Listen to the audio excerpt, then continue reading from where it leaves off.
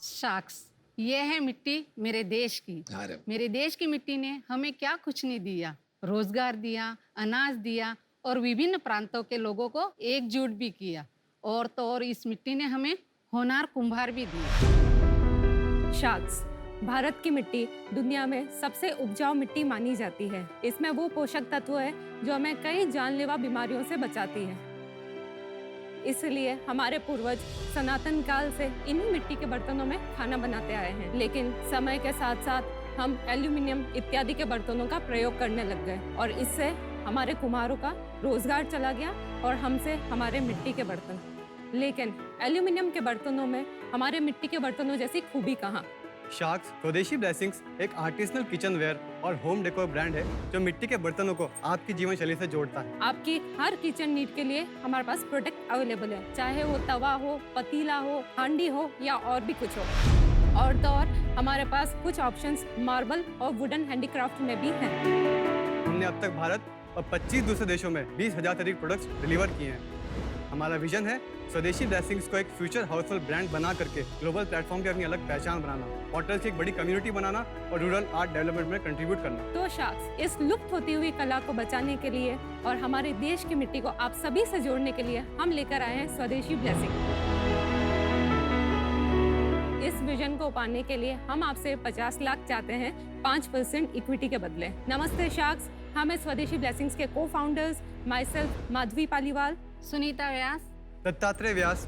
हम उदयपुर के पास एक टाउन कांकरोली से आए हैं। मम्मी और दोनों बच्चे हो आप? ये मेरी मदर इन लॉ है और वो मेरे ब्रदर इन लॉ। ओके। तो welcome to shark tank. Thank you sir. Thank you sir. इसका ओरिजिन कैसे हुआ आपके दिमाग में?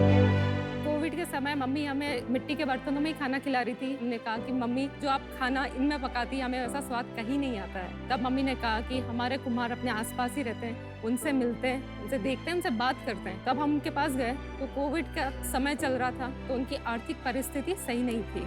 तब मम्मी ने कहा कि एक बार इनकी मदद करने से तो कुछ नहीं होगा, इनकी कला को हम इंटरनेट के माध्यम से लोगों तक पहुंचाते हैं तो इनके लिए भी अच्छा रहेगा। तो ऐसे हमारा बिजनेस सेट हुआ। आप लोगों का बैकग्राउंड बताइए थोड़ा। शाक्स, मैं MBA ग्रेजुएट हूँ MIT से। मैं बिजनेस डेवलपमेंट देखती हूँ और प्रोडक्ट सोर्सिंग देखती हूँ। मैं होम मेकर हूँ सुनीता। मैं इलेक्ट्रिकल इंजीनियर हूँ बाय बैकग्राउंड और कंपनी में मैं बिजनेस ऑपरेशंस और मार्केटिंग देखता हूँ अलॉन्ग विद माय ब्रदर जो मेरे फाइनेंशियल्स में और मार्केटिंग में हेल्प करते हैं। वो नहीं आया आज? वो बेसिकली गवर्नमेंट जॉब में है तो वो पार्टिसिपेट नहीं कर सकते। पर आप कहीं जॉब कर रहे हो कि आप यही कर रहे हो? नहीं, मैं भी जॉब कर रहा हूँ। आप चारों वहीं पे रहते हो? नहीं, मैं दिल्ली रहता हूँ। अच्छा। मैं काकरोली रहती हूँ। मैं मुंबई में रहती हूँ। तो फिर आप कैसे हैंडल कर, बिकॉज ये तो बहुत ज्यादा क्वालिटी और रिलेशनशिप जो कुम्हार के साथ है, उनकी प्रॉब्लम, उनका पेन समझना, उनको इंस्पायर करना, वो वाला काम है, यही आपकी स्ट्रेंथ है। तो वहाँ रहे बिना कैसे करोगे आप? आपका पार्ट टाइम लग रहा है सबका। पार्ट टाइम ऐसा नहीं नहीं है, ये ऑनलाइन बिजनेस है। हम लोग कहीं पे लैपटॉप पे कहीं पे काम कर सकते हैं। मैम, हमारा उनसे बहुत ही अच्छा इमोशनल बॉन्ड भी है। हम हफ्ते 2 हफ्ते 1 महीने में तो सब ऑर्डर से मिलते ही हैं। ऑर्डर्स देने जाते हैं उनके पास में, उनसे सामान लेने भी जाते हैं तो हम उनसे मिलते हैं। मैं जब इन चीजों को देखती हूँ तो सर्टेन आइटम जैसे कि दाल मखनी होती है या बिरयानी जिसको स्लो कुक करना पड़ता है, उसके लिए मैं ये यूज करती हूँ। उसके अलावा हम सोचते नहीं है कि इसे डे टू डे यूज करा जाए क्योंकि हमेशा वो टूटने का, ब्रेकेज, इसका एक डर रहता है। हम इनके नीचे एक्स्ट्रा लेयर ऑफ मड लगाते हैं जिससे इनका ब्रेकेज इश्यूज बहुत कम होते हैं। तो अगर आप 100 शिपमेंट एक दिन में भेजते हैं, उसमें से कितने टूट के आता है या ब्रेकेज होते हैं? हमारा मंथली ब्रेकेज 3% के आसपास का होता है। Not bad. That's it. That's it. हम लोग इसे एक्सपोर्ट भी कर रहे हैं 25 कंट्रीज के अंदर। ओह वाओ, वहाँ भी 3% ही है? वहाँ भी जाता है आराम से, वहाँ भी 3% ब्रेकेज है। और ग्लेज्ड ये नीचे जो शाइन कर रहे हैं वो ग्लेज वाले हैं? बिल्कुल नहीं भी है, ग्लेज नहीं है। बिल्कुल भी एक ग्लेजिंग utensil- नहीं है। अच्छा, कोई भी ग्लेज नहीं है। ये ग्लेज क्या हानिकारक होता है? क्योंकि आप काफी एंथुसियास्टिकली बोल रहे हो ग्लेज नहीं है, ग्लेज नहीं है। कांच को पीस के उसको इस पे लगाया जाता है ताकि उसको एक फिनिश दे पाए। और कांच में बेसिकली देखेंगे वो लेड होता है तो वो हमारे हेल्थ के लिए बहुत हार्मफुल होता है। और ये काले वाले अलग मिट्टी के बने हैं? मिट्टी सेम है, बस फायरिंग का प्रोसेस अलग है। जो ये ब्राउन वाले बर्तन है इसे हम ओपन फायरिंग करते हैं, लेकिन जो ब्लैक है उसको हम क्लोज फायरिंग करते हैं। जो स्मोक होता है वो अंदर ही रहता है और उसको एक ब्लैक कलर इम्पार्ट करते हैं। Oh wow. मैं दिखाना चाहूँगा।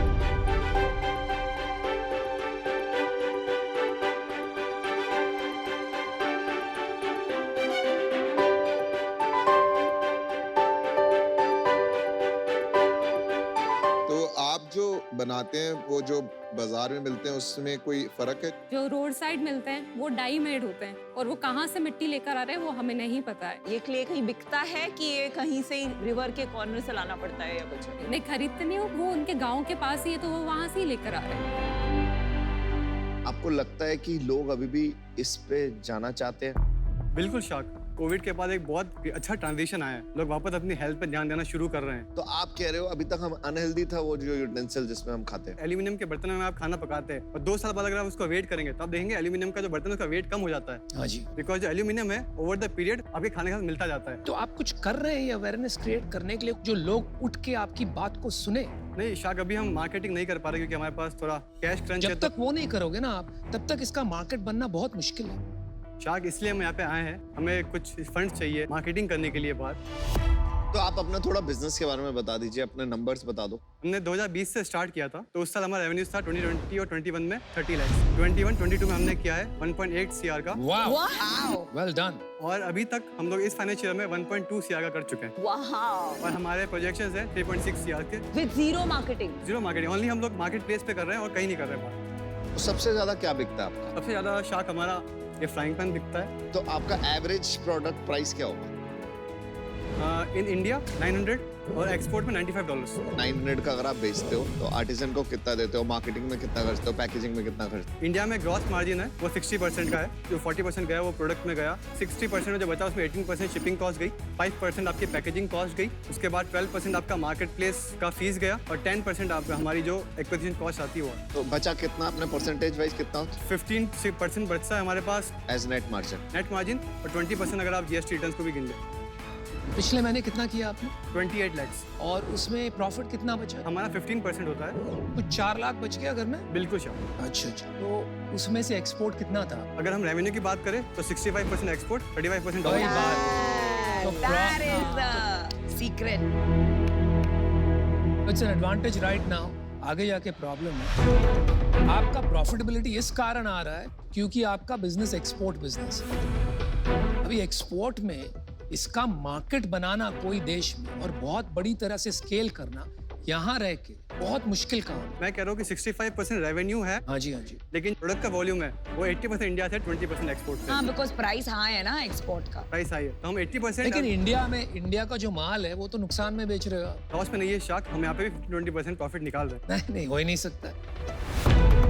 क्योंकि आपका टोटली नेट 10-15% है तो वो हो नहीं सकता है। तो ये एक्सपोर्ट बिजनेस कहाँ से आता है? मतलब थोड़ा मुझे आपका एक्सपोर्ट बिजनेस समझना है। हम लोग बेसिकली एक्सपोर्ट्स में Etsy पे लिस्टेड है, उसके साथ साथ हम Amazon.com पे US, UK, कनाडा, सिंगापुर सब पे अवेलेबल है। eBay पे भी लिस्टिंग हमने कर दिया है और वॉलमार्ट पे हमारा रजिस्ट्रेशन हो चुका है और हम लिस्टिंग अभी इस महीने में कंप्लीट कर देंगे।